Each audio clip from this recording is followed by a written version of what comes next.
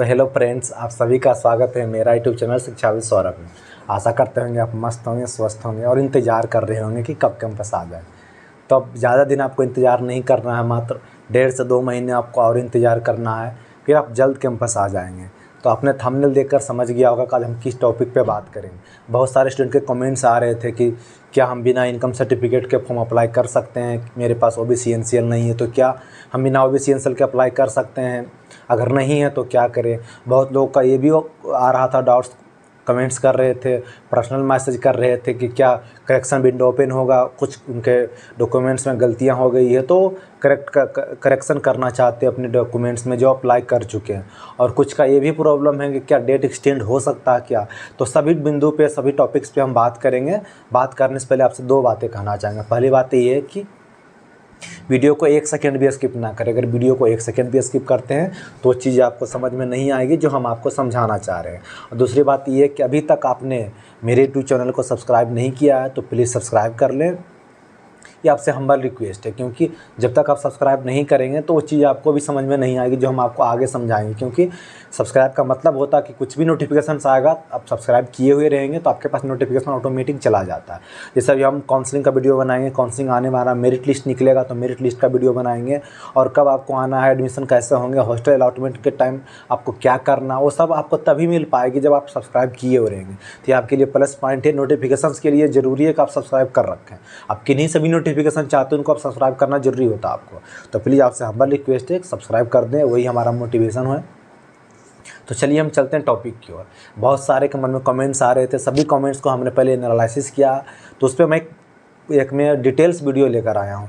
यूँ कहूँ तो A to Z डिटेल्स इसमें है। अगर इसके बाद भी आपके मन में कुछ डाउट्स हो जाते हैं तो फिर उसके अगले वीडियो में कवर करेंगे, तो वो भी टेंशन बिल्कुल भी ना ले, पहले वीडियो को शुरू से लास्ट तक देखें। तो चलिए हम चलते हैं वीडियो की ओर। आपने सबसे पहले ऊपर ही देखा हुआ थंबनेल में, क्या बिना इनकम सर्टिफिकेट के या बिना ओबीसी एनसीएल सर्टिफिकेट के अप्लाई कर सकते हैं क्या, या ओबीसी एनसीएल सर्टिफिकेट या इनकम सर्टिफिकेट कंपलसरी है क्या। तो मैं आपको बता देना चाहता हूँ, जो इनकम सर्टिफिकेट था, पिछले ईयर तक इनकम सर्टिफिकेट नहीं लगता था एसयू के फॉर्म अप्लाई करने में। इस बार नया सिस्टम आया है जो इनकम सर्टिफिकेट आपको अप्लाई करना है, तो ये कंपलसरी नहीं है। कंपलसरी अगर आप फॉर्म फिलअप में नहीं करते तो ऐसा नहीं कि अगर आप फॉर्म में अप्लाई नहीं करते इनकम सर्टिफिकेट तो आपका फॉर्म रिजेक्ट कर दिया जाएगा, ऐसा नहीं है। वो इन्होंने, मेरे अकॉर्डिंग ऐसा लगता कि वो स्कॉलरशिप वगैरह को लेकर उन्होंने शुरू में ही उन्होंने डिसाइड कर लिया कि पहले हम इनकम सर्टिफिकेट ले लेते हैं, फिर उनको डिसाइड करने में सहूलियत होगी कि किनको हमें स्कॉलरशिप देना, किनको स्कॉलरशिप हमें नहीं देना। तो मुझे ऐसा लगता, बाकी उनका रीज़न क्या है मुझे नहीं पता, पर बैक ईयर तक, पिछले ईयर तक इनकम सर्टिफिकेट नहीं था। इस year income certificate form fill up करने में ऐड किया है। तो अगर जिनके पास इनकम सर्टिफिकेट नहीं है और कल ही लास्ट डेट है तो प्लीज़ वो अप्लाई कर दे बिना इनकम सर्टिफिकेट के, विदाउट इनकम सर्टिफिकेट वो फॉर्म अप्लाई कर दें, क्योंकि आपके पास बस 1 डेज और बचे हैं। तो अप्लाई ज़रूर कर दें। उससे अगर आप अप्लाई नहीं भी करते इनकम सर्टिफिकेट फॉर्म में तो कुछ दिक्कत नहीं है, उससे फॉर्म आपके रिजेक्ट नहीं होंगे। पहले मैं आपको क्लियर बता देना चाहता हूँ। मुझे बस ऐसा लगता है कि उन्होंने स्कॉलरशिप को देखकर मुझे ऐसा लगता है कि वो स्टूडेंट को छांटने का प्रयास किया कि पहले ही हम स्टूडेंट को छांट लेते किनका स्कॉलरशिप हाई है, किनका इनकम सर्टिफिकेट हाई है, किनका इनकम कम है। तो मुझे ऐसा लगता है कि इनकम सर्टिफिकेट से बस स्कॉलरशिप के लिए उन्होंने ऐसा किया है। बाकी उनका रीज़न क्या है मुझे नहीं पता। मुझे बस इतना ही लगता है कि आपका ये जो सर्टिफिकेट है इनकम सर्टिफिकेट वाला है, उसका बिना इनकम सर्टिफिकेट को भी आप अप्लाई कर देते हैं एसयू फॉर्म में तो कुछ दिक्कत नहीं है, आपका फॉर्म रिजेक्ट नहीं होगा। तो पहली बात ये है कि प्लस पॉइंट आपके लिए, आपके मन में कुछ भी संदेह अब नहीं होना चाहिए, आपके मन में कुछ भी डाउट्स नहीं क्रिएट होना चाहिए कि बिना इनकम सर्टिफिकेट के भी आप अप्लाई कर सकते हैं, फॉर्म रिजेक्ट नहीं होगा। 100% मैं बता रहा हूँ आपको। दूसरी बात ये है ओबीसी एनसीएल को लेकर। ओबीसी एनसीएल क्या है पहले आपको ये जानना चाहिए। ओबीसी एनसीएल, एक ओबीसी एनसीएल मतलब होता है नॉन क्रीमी वाला, जो नॉन क्रीमियल वाला जो पार्ट होता है उसके लिए ओबीसी एनसीएल है। बाकी ओबीसी एक अलग भी होता है। तो आपको एक जब आप अप्लाई करेंगे एसयू के पोर्टल पे जाकर तो वहाँ एक फॉर्मेट दिया गया है कि आपको ओबीसी एनसीएल इस फॉर्मेट में होना चाहिए, पर ज़रूरी नहीं कि आपको उसी फॉर्मेट में बनाना। आप सिंपल वर्ड में यूँ जाकर बोले कि आपको सेंट्रल लेवल का बनाना है। जैसे हम लोग जनरली बनाते हैं कि स्टेट लेवल का, जो ब्लॉक लेवल का होता है वो नहीं चलेगा, आपको सेंट्रल लेवल का होना चाहिए, क्योंकि आप सेंट्रल लेवल यूनिवर्सिटी में एडमिशन ले रहे हैं, आप सेंट्रल यूनिवर्सिटी में एडमिशन ले रहे हैं, आपको सेंट्रल लेवल का ही होना चाहिए ओबीसी एनसीएल। स्टेट लेवल का, ब्लॉक लेवल का, ये सब का नहीं चलेगा, आपको ध्यान रखना है। तो अगर जिनके पास अभी तक ओबीसी एनसीएल नहीं बना, अब मात्र लास्ट डेट कल ही है, 15 मई लास्ट डेट है, तो क्या आपको क्या करना चाहिए? जिन्होंने अप्लाई कर दिया उनके लिए वेरी गुड, जिनको नहीं अभी अप्लाई किया उनके लिए भी कोई भी टेंशन लेने की बात नहीं है। आपको 1% भी टेंशन नहीं लेना है जिनका ओबीसी एनसीएल नहीं है और कल ही लास्ट डेट है, सोच रहे हैं कि कल लास्ट डेट है, हम ओबीसी एनसीएल नहीं बनाए तो हम क्या करें। आपको कुछ भी टेंशन लेने की बात नहीं है। बस आप ये करें कि जब ओबीसी एनसीएल ओबीसी एनसीएल का जो फॉर्मेट होता है, फॉर्मेट के आसपास ही आप देखेंगे डिक्लेरेशन फॉर्म दिया जाता है। डिक्लेरेशन फॉर्म को आप ओबीसी एनसीएल के जगह पर आप सबमिट कर सकते हैं। बहुत लोगों ने ये भी कमेंट किया था कि जो डिक्लेरेशन फॉर्म होता है वो सबमिट करने का ऑप्शन नहीं दे रहा है। वहाँ लिख रहा है कि आपको डेट, इश्यू डेट लिखना है, 2 डेट देना होता है, एक इश्यू डेट होता है, कब बनवाएं, उसके कब बनवाना होता है उस डेट का, मतलब 2 डेट दिया हुआ रहता है। तो अब 2 डेट देने का मतलब है कि वो आपको हो सकता है डिक्लेरेशन फॉर्म देने का, सबमिट करने का ऑप्शन नहीं दे रहा होगा। तो बहुत लोगों ने ये भी मुझे कमेंट किया है या पर्सनली भी मैसेज किया कि डिक्लेरेशन फॉर्म कैसे सबमिट करें, उसका ऑप्शन नहीं दे रहा। तो मुझे लगता है कि नहीं, ऐसा तो कुछ ऑप्शन नहीं होना चाहिए, क्योंकि हमने भी पिछले बार डिक्लेरेशन फॉर्म ही सबमिट किया था। ओरिजिनल फॉर्मेट जब हम एडमिशन खुद ले रहे थे तो उस टाइम डिक्लेरेशन फॉर्म सबमिट किया था, और जब काउंसलिंग टाइम हम अपना खुद ओरिजिनल डॉक्यूमेंट बनाकर लाए थे ओबीसी एनसीएल सेंट्रल लेवल का। लेकिन जब फॉर्म भर रहे थे एसयू का, उस टाइम मेरा भी नहीं बना था, हमने डिक्लेरेशन फॉर्म सबमिट किया था। तो डिक्लेरेशन फॉर्म आपको कहाँ मिलेगा, इसके लिए आप टेलीग्राम चैनल में मुझे मैसेज करें, आपको टेलीग्राम चैनल से जुड़ जाना है। उसका लिंक चैनल के डिस्क्रिप्शन बॉक्स में दिया गया, वहाँ हम आपको भेज देंगे। बाकी आपको वो चीज़ें समझ में नहीं आ रही कि डिक्लेरेशन फॉर्म क्या होता है, कहाँ से भरें और कैसे भरें, तो प्लीज़ आप साइबर कैफ़े से हेल्प ले लें, और अच्छे साइबर कैफ़े से हेल्प लें जो जिन्हें अच्छा जानकारी है। ऐसा ना हो कि कल ही वो साइबर कैफ़े खोले, उनको किसी चीज़ की जानकारी नहीं है, उससे आप जाकर भरवा लें तो गलत भी हो सकता है। मैं आपको पहले एडवाइस दे देना चाहता हूँ, क्योंकि सभी को जनरली कि जो स्टेट लेवल के होते हैं, जो मतलब छोटे मोटे गांव में साइबर कैफ़े होते हैं, उनको ये भी नहीं पता होता कि सेंट्रल यूनिवर्सिटी क्या होता है और सेंट्रल लेवल ओबीसी एनसीएल क्या होता है। तो प्लीज़ अच्छे लोग, सब अच्छे साइबर वाले से डिक्लेरेशन फॉर्म जाने और सबमिट करवा लें। ये दूसरी बात है। तो डिक्लेरेशन फॉर्म आप सबमिट करवा सकते हैं, तो उसके लिए कुछ भी दिक्कत नहीं। डिक्लेरेशन फॉर्म का मतलब ये होता है कि मेरे पास वो चीज़ अभी नहीं है, लेकिन जब भी हम काउंसलिंग के लिए आएंगे तो हम आपको ओरिजिनल डॉक्यूमेंट सबमिट कर देंगे। तो उसके लिए भी टेंशन ना लें, आप डिक्लेरेशन फॉर्म जरूर सबमिट कर दें। 2 चीज़ें मैंने क्लियर कर दिया, इनकम सर्टिफिकेट और ओबीसी एनसीएल। तो मैं फिर से रिवाइज कर देना चाहता हूँ कि जिनके पास इनकम सर्टिफिकेट नहीं है, बिना इनकम सर्टिफिकेट को अपलोड कर दें, क्योंकि लास्ट डेट कल ही है। और जिनके पास ओबीसी एनसीएल नहीं है, डिक्लेरेशन फॉर्म सबमिट कर दें, और डिक्लेरेशन फॉर्म सबमिट कर देंगे तो उससे भी कोई दिक्कत आपका नहीं होगा, क्योंकि डिक्लेरेशन फॉर्म दिया ही जाता आपको इसलिए कि आपके पास अभी डॉक्यूमेंट नहीं है, तो आप सबमिट कर दें। तो अब दूसरी बात ये है कि कोई स्टूडेंट मैसेज ये कर रहे हैं कि डिक्लेरेशन फॉर्म सबमिट करने का ऑप्शन नहीं दिया रहा। तो मुझे तो ऐसा नहीं लगता कि डिक्लेरेशन फॉर्म सबमिट करने का ऑप्शन नहीं दे रहा, क्योंकि उसका मतलब ये होता है कि अगर आपके पास नहीं डॉक्यूमेंट है अभी फ़िलहाल, तो डिक्लेरेशन फॉर्म सबमिट कर दें। तो मुझे लगता है वो गलत तरीके से अपलोड कर रहे होंगे या अच्छे साइबर से हेल्प नहीं लिए होंगे। तो प्लीज़ हम आपको एडवाइस देते हैं कि अच्छे साइबर से एडवाइस ले लें आप, या अच्छे साइबर कन जाकर अच्छे से फॉर्म फिलअप करें, क्योंकि कल ही लास्ट डेट है। 2 चीज़ें हमने बात कर ली।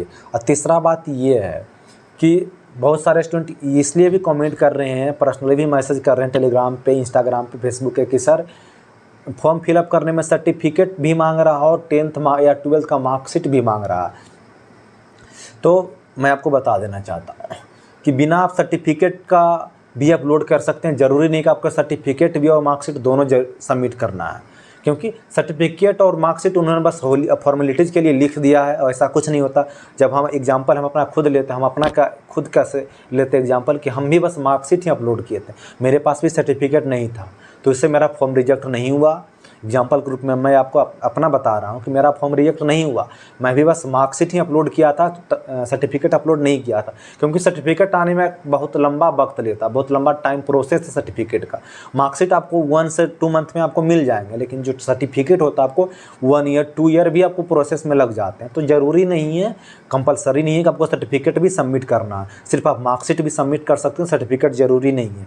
तो मैंने आपको 3 चीज़ें बता दिया, 3 चीज़ें डाउट, जो 3 डाउट से आपको क्लियर कर दिया। लास्ट डाउट ये है कि क्या जो करेक्शन विंडोज है ओपन हो सकता है? तो मैं आपको बता देना चाहता हूँ, एसयू कभी अपना करेक्शन विंडो जल्दी ओपन नहीं करता। मैंने आप अभी तक नहीं सुना कि एसयू अपना करेक्शन विंडो ओपन करती है, क्योंकि उन्हें लगता है कि इसमें करेक्शन क्या ही है, आपको बस नाम ही भरना है, 12th 12th मार्कशीट सर्टिफिकेट ये सब ही भरना है। तो उसको लगता है कि इसमें क्या ही लोग गलती कर देंगे, थोड़ी बहुत गलती हो जाती है तो उसके लिए कोई दिक्कत नहीं, आपके फॉर्म रिजेक्ट नहीं होंगे। तो करेक्शन विंडोज ओपन होंगे, इसके लिए उम्मीद बहुत कम है। अगर करेक्शन विंडोज ओपन होती है तो मैं आपको ज़रूर बताऊंगा। पर अगर आपने कुछ फॉर्म में गलती भी कर दिया तो उसके लिए बिल्कुल भी टेंशन ना लें। फॉर्म एक फॉर्मेलिटीज होता है कि आपने बस आपने वो दावा किया है कि मैं एसयू में एडमिशन लेना चाहता हूँ, उसके लिए मैंने फॉर्म सबमिट किया है। तो ऐसा नहीं हो कि फॉर्म में आपने सब कुछ गलत ही भर दिया है, आपने कुछ भी फॉर्म में गलत भरा तो उसके लिए बिल्कुल भी टेंशन नहीं लें। वो एक फॉर्मेलिटी है, फॉर्म भराने के थ्रू आपको एडमिशन लेने का प्रोसेस है। तो कुछ गलती हो गया तो उसके लिए टेंशन बिल्कुल भी नहीं ले, लेकिन ये ध्यान रहे कि जब भी आप काउंसलिंग टाइम आए तो बिल्कुल ओरिजिनल डॉक्यूमेंट के साथ आए। मैं आपको बार बार बता रहा हूँ, तो इसके लिए भी टेंशन नहीं लेना कि करेक्शन विंडो नहीं ओपन होगा, मेरा क्या होगा, मेरा तो फॉर्म रिजेक्ट हो जाएगा। किसी का फॉर्म रिजेक्ट नहीं होगा, मैं पहले बता दे रहा हूँ। हाँ, किन्हीं बच्चा का रेयर केस में रिजेक्ट हो सकता है, जो उन्होंने सब कुछ गलत ही भरा होगा, A to Z कम से कम 75 से 60% उन्होंने फॉर्म में गलत ही भर दिया होगा, तो उनका रिजेक्ट हो सकता है। पर किन्हीं बच्चे ने 5% 10% गलत भरा होगा, या 1 चीज़ें 2 चीज़ें गलत भरी होगी, तो उससे फॉर्म तो रिजेक्ट होंगे नहीं, आपको भी पता है। वो एक फॉर्मेलिटी है, एक प्रोसेस है फॉर्म भराने का, वह बस फॉर्मेलिटी के लिए फॉर्म भराते हैं। बाकी आपको जब काउंसलिंग होगा आपको फिजिकल ही आना पड़ेगा, उस टाइम आपको ओरिजिनल डॉक्यूमेंट के साथ यहाँ आने। तो फॉर्म में अगर कुछ गलती हो गई तो बिल्कुल भी टेंशन नहीं लें, चिल करें और मन में कुछ भी प्रेशर क्रिएट ना करें, क्योंकि आप युवा हैं, प्रेशर अभी और भी ज़्यादा आगे आएंगे। ये तो बस आपको फर्स्ट पड़ाव है, जिसको फर्स्ट स्टेज बोलते हैं एक तरह से। तो ये आपको फर्स्ट स्टेज है, जब आप एडमिशन लेंगे तो आपको इस तरह के 1000 स्टेज मिलेंगे मन में प्रेशर क्रिएट होने का। तो बिल्कुल भी टेंशन ना लें, चिल करें, मेरे पर भरोसा करें। अगर सच में आपको भरोसा है तो भरोसा करके आगे बढ़े, उसको हटा दें। अगर कुछ गलती हो भी जाए तो उससे कुछ होना जाना नहीं है, बस फॉर्मेलिटी के लिए वैसा करता है वो लोग। और एक डाउट्स ये भी आ रहा कि क्या जो लास्ट डेट है 15 मई क्या एक्सटेंड हो सकते हैं, क्या फॉर्म भरने का डेट बढ़ाई जा सकती है क्या? तो इसमें बढ़ा भी जा सकती है, उम्मीद है कि हो सकता है बढ़ा दी जाए। मैं कन्फर्म नहीं बता रहा हूँ, आपको पहले बोल देता हूँ, क्योंकि जो पिछले एमटेक वाला जो लास्ट डेट था उसको एक्सटेंड कर दिया गया। मैं कुछ दिन पहले आपको नोटिस मिला होगा कि एमटेक का जो एप्लीकेशन फॉर्म है आ चुका, आप भर सकते हैं एडमिशन के लिए, तो उसको जो लास्ट डेट था उसको एक्सटेंड कर दिया गया। तो मुझे ऐसा लगता है कि 2 कारण से मुझे ऐसा लगता है कि एक्सटेंड हो सकता है। पहली कारण ये कि अभी हाल में इन्होंने एमटेक वाला फॉर्म को एक्सटेंड किया है, तो हो सकता है कि उन्होंने इसका फॉर्म एक्सटेंड कर दे, क्योंकि फॉर्म भरने का डेट इन्होंने बहुत लिमिट डेज रखा था, बहुत कम डेज रखा था इन्होंने, 15 से 18 से 20 डेज ही रखा था इन्होंने। तो मुझे लगता है कि हो सकता है एक्सटेंड करेगा, पर मैं बार बार आपको बोल दे रहा हूँ कि कन्फर्म नहीं है। दूसरी बात ये है कि 20 मई से समर वेकेशन होने वाले हैं, तो 2 मंथ समर वेकेशन होंगे। जैसा आपको भी लग रहा होगा कि रिजल्ट अभी आ गए, फिर एसयू काउंसलिंग 23 से 27 जुलाई क्यों करेगा, इतना लंबा टाइम एसयू क्यों ले रहा। तो मैं आपको बता देना चाहता हूँ कि इतना लंबा टाइम इसलिए ले रहा है कि 20 मई से 14 या 15 जुलाई तक समर वेकेशन है। 15 जुलाई तक समर वेकेशन है, तो 15 जुलाई तक समर वेकेशन है, तो समर वेकेशन के बाद ही ना आपके काम होंगे ना। तो 15 जुलाई से 23 कितना डेज ही होगी, 15 डेज के आसपास आपके एडमिशन चालू हो जाएंगे। तो ओनली समर वेकेशन के कारण आपके एडमिशन डिले होंगे और कुछ भी कारण नहीं है। तो मुझे ऐसा लगता है कि समर वेकेशन 2 मंथ के हैं, तो उसके बीच हो सकता है उसी के कारण कि बहुत लंबा टाइम है, स्टूडेंट क्या करेंगे, तो डेट एक्सटेंड भी कर सकते हैं।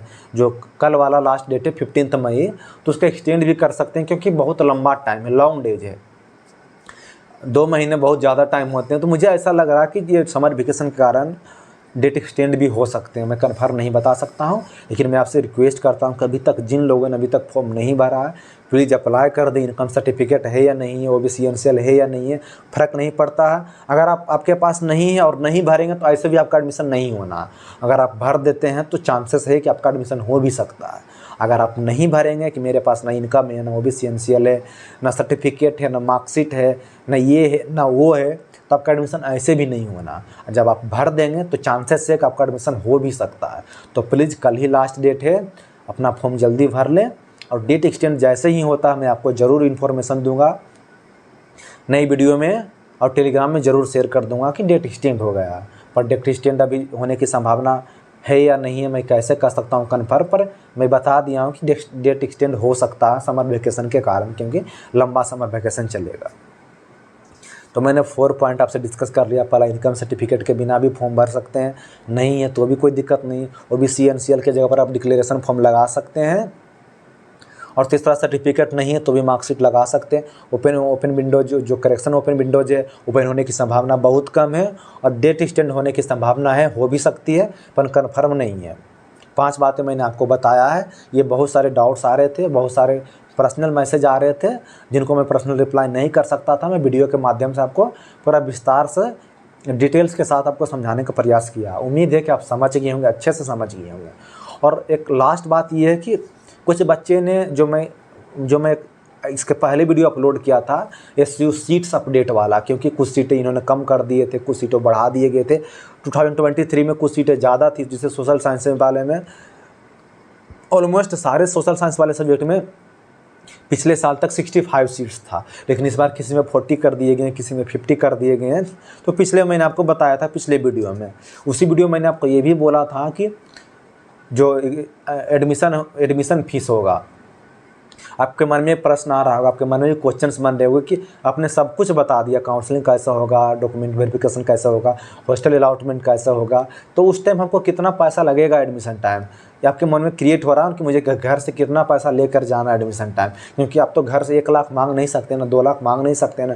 पेरेंट्स भी आपके पूछेंगे कि एडमिशन फ़ी कितना लग रहा है, तो आपको एडमिशन फ़ी जानना जरूरी होता है ना। तो कुछ बच्चे ये भी बोल रहे थे, उस वीडियो मैंने बताया था कि किन्हीं बच्चों को ज़रूरी है जानना कि एडमिशन फ़ीस हमको चाहिए, मुझे जानकारी चाहिए एडमिशन फ़ी के बारे में कि कितना पैसा लगता है। उसके लिए मैं सेपरेट वीडियो बनाऊंगा, लेकिन 2-3 कमेंट ही आए हैं तो मैं सेपरेट वीडियो नहीं बनाऊंगा। अगर ये वीडियो में भी कुछ लोग चाहते हैं कि जो एडमिशन फ़ी है उस पर विस्तार से courses by courses admission fee, semester structure, पूरे साल की कितनी फ़ी, पूरे ईयर की कितनी फ़ी लगेगी, उस पर वीडियो बनाऊँ तो आप कमेंट्स ज़रूर करेंगे, मैं ज़रूर वीडियो बनाऊँगा। मैं बस इतना ही बता देना चाहता हूँ, जब आप एडमिशन टाइम आएंगे तो उस टाइम आपको 1 सेमेस्टर का फ़ी एक्स्ट्रा ले लेता है। यूँ कहूँ तो आप एडमिशन टाइम ही आपको 1 सेमेस्टर का फ़ी देना पड़ जाता है। तो अगर आप एमए का स्टूडेंट हैं तो आपको 6 से 8,000 के आसपास आपके पैसा लगेंगे एडमिशन टाइम, बता रहा हूँ। 6 से 8,000 रुपये आपको एडमिशन टाइम देने पड़ेंगे, क्योंकि 1 सेमेस्टर का पैसा ऑलरेडी पहले ही लेता है। तो एमएससी वाले स्टूडेंट हैं उसके लिए आपको 8 से 10,000 रुपये लगेंगे एडमिशन टाइम, 1 सेमेस्टर का पैसा पहले ले लेता है। एमएससी वालों का सेमेस्टर फ़ी थोड़ा ज़्यादा होता है और एमए वालों का सेमेस्टर फीस कम होता है, इसलिए 6,000 8,000 एमए वालों का होता है और 8 से 10,000 एमएससी वालों को पड़ता है। तो अगर आप एमए का स्टूडेंट है तो आपको एडमिशन टाइम 6 से 8,000 रुपये लेकर आना है, और एमएससी वालों को 8 से 10,000 रुपये लगेंगे एडमिशन टाइम, क्योंकि 1 सेमेस्टर के पैसा पहले ही ले लेते हैं, पहले पे करा लेते हैं। अब कुछ पैसा आपके रिफंडेबल भी होते हैं, जैसे कि एमए वालों को 1,600 के आसपास रिफंडेबल होता है, 1,600 जो है रिफंडेबल होता है। जब एडमिशन आप कैंसिल करा कर जाते हैं उस टाइम आपको पैसा रिफंड किया जाता है। एमएससी वालों को भी 2,000 के आसपास रिफंडेबल पैसा होता है, वो भी एडमिशन जब काउंसलिंग कराएंगे तो उसके कुछ पैसे रिफंड होते हैं। ये मोटा मोटी मैंने आपको जानकारी दे दिया। अगर आपको डिटेल्स के साथ फ़ी स्ट्रक्चर पर वीडियो चाहिए कि किस डिपार्टमेंट के कितने फ़ी लगते हैं, किस कोर्सेस में किस सेमेस्टर में कितने फ़ी पे करने होते हैं, टोटल खर्च, टोटल जो एक्सपेंडिचर होते हैं वो कितना लगता है, तो टोटल खर्च पे मैं आपको बात करूँगा नेक्स्ट वीडियो में, अगर आपके कमेंट्स आएंगे तो। आज के लिए इतना ही काफ़ी है। जितना मुझे कमेंट्स आ रहा था मैं सबका कमेंट्स का इस वीडियो में रिप्लाई देने का प्रयास किया है। फिर मिलूँगा किसी नए वीडियो में नए टॉपिक के साथ।